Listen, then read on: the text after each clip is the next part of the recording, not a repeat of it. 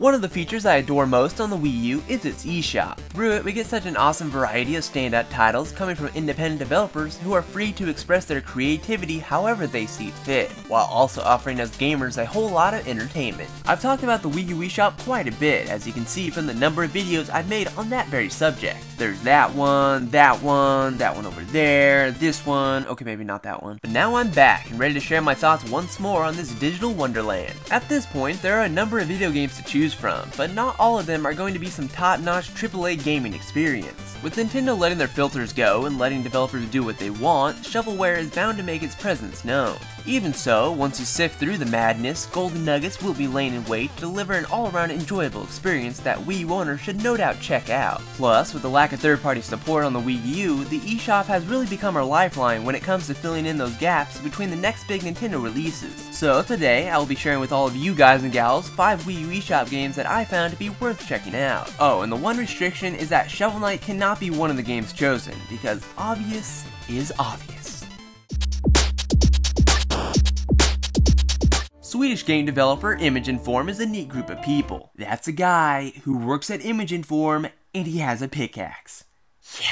I was first introduced to Image Inform in late 2013 with their Nintendo 3DS eShop title SteamWorld Dig. The game recently released on the Wii U eShop, and I find it to be a better version of what was already a great game. Taking control of Rusty the Steambot in this platforming mining adventure title, you'll be zigzagging through the dirty dirt in search of hardy minerals while also uncovering an ancient evil lurking beneath the surface. What's great about SteamWorld Dig is that Image Inform did a fine job in making sure the mining would be an enjoyable task. There are plenty of upgrades to Rusty's gear to acquire throughout the journey, and a number of new abilities you'll gain along the way, Metroid style. Oh yeah, and that wall jump is some pretty fantastic stuff, and it makes delving into the earth that much easier and inviting. What I find to be an improvement in the Wii U version is the added HD visuals that really makes this game pop, along with giving it a bigger screen real estate so you can see even more of your surroundings that couldn't be seen in the 3DS version. I can't really recommend this game if you already have the 3DS version since it doesn't add a ton of new features, but if you don't, get the Wii U version.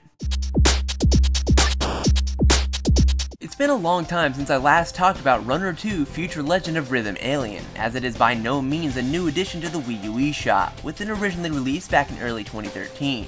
But that doesn't make it any less amazing. Gaijin Games, or as they are known as now, Choice Provisions, brought Commander Video back into the spotlight, but in the third dimension.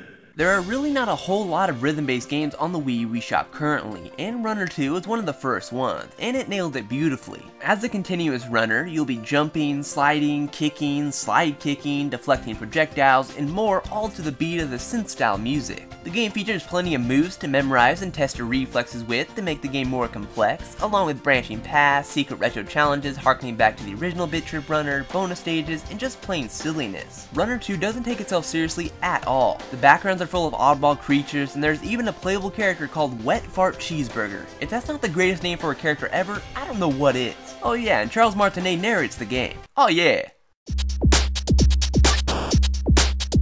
Guacamelee Super Turbo Championship Edition is part platformer, part Metroidvania, and part brawler, all thrown together into a Mexican setting as you do the cha-cha-cha to the musica. Taking the reins of agave farmer Juan Aguacate, who stumbles across a legendary luchador mask that gives him extraordinary powers, he sets off to save El Presidente's daughter from the clutches of the evil and despicable Carlos Calica. Drinkbox Studios throws together so many different features in Guacamelee that there's always going to be something new to learn until the very end. You'll jump in between parallel dimensions, transform yourself into a chicken, yes you heard that right, pile drive some skellies into the ground, and much more. The platforming is tight, the brawling is engaging and will keep you on your toes, and new abilities abound in the world of Guacamelee. Plus, since we are talking about the Super Duper Ultra Super Championship Edition, the story has been expanded, new game areas have been created, a new boss is ready to be pulverized, and even more on top of that. If you like Metroid, if you like platforming, and if you like some good old butt whooping, then Guacamelee Super Turbo Championship Edition is going to satisfy your gaming needs.